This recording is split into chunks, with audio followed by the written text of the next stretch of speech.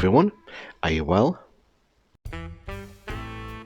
If you're new here, I'm the guy who makes spaceships, robots out of everyday junk and then sprinkles a little kit bash on top for that extra sweetness. And on the bench today is a chewing gum container that's going to get a quick Frankenstein makeover to make some weird and wonderful World War II mech. So let's start scratching that build.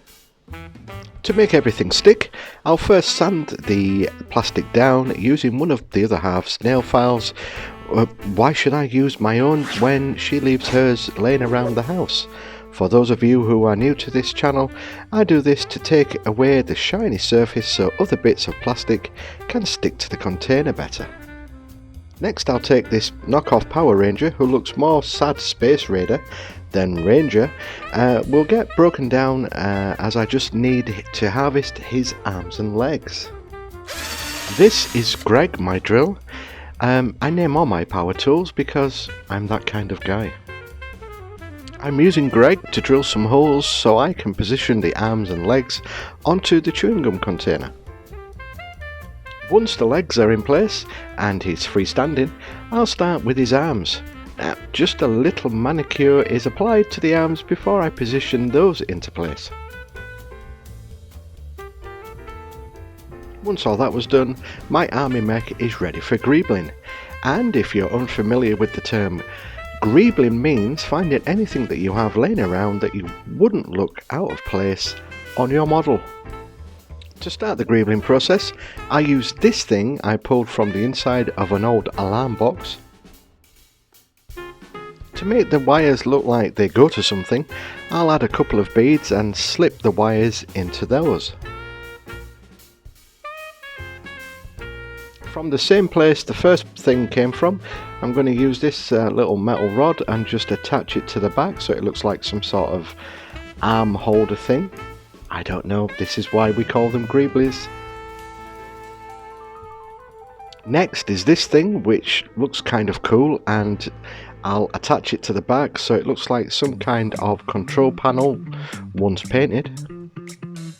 Then I'll use this old electrical wire that isn't attached to the wall socket for pipes for the mech. My hot glue gun was getting rather jealous of all the attention Greg has been getting, so say hello to Vince. He takes a while to warm up, but once he does, he's hot stuff. Thank you very much, ladies and gentlemen. I'm here all week. Ouch! So I'm using the hot glue to put into the screw holes on the limbs so I can put the wire into it. That way it'll take care of those. Next is one of many greebly boxes. This was an old sweet container that I chuck all my bits from old model kits into. This one has mainly army stuff in, so I'll just have a little root around and see what I can find. This is the ring for the top of a tank turret. I'm just going to stick that there. I have no idea what this piece is, but I'm just going to put that there. I know it won't fit, but in the end, once it's all painted, does it really matter? This piece came from a Nerf gun. I'm repurposing it as an exhaust for the imaginary engine that is tucked away somewhere inside the mech. Then I just glued various bags and tent things onto the mech. Instead of going all gung-ho and adding huge guns, I thought this mech would be the workhorse and carry all the other stuff like tents and cooking bits and pieces. I decided it needed more pipes going from the exhaust, so snipped off some more wire and added those. I've not added a figure to my builds for a long time and decided I'd break the mould. Admittedly, he's only half the man he used to be, but fits perfectly on the mech. And if you want to leave a comment, put this before it so I know you watched until zapping forward to the glamour shots. Once primed, I decided to try for the first time to paint camouflage. Yeah, it didn't go well, but for the first attempt, the principle was correct.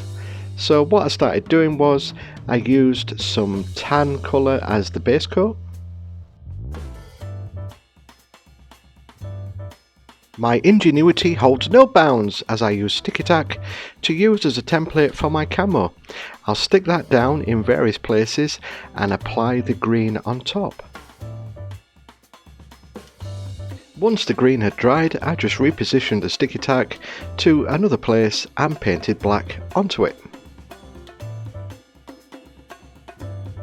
Then I just painted, using a brush, the exhaust and other little bits before adding decals from a old model kit.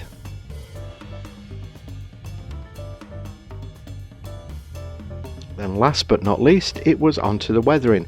This was basically just to tone all the colours down and make the dodgy camo colours less dodgy.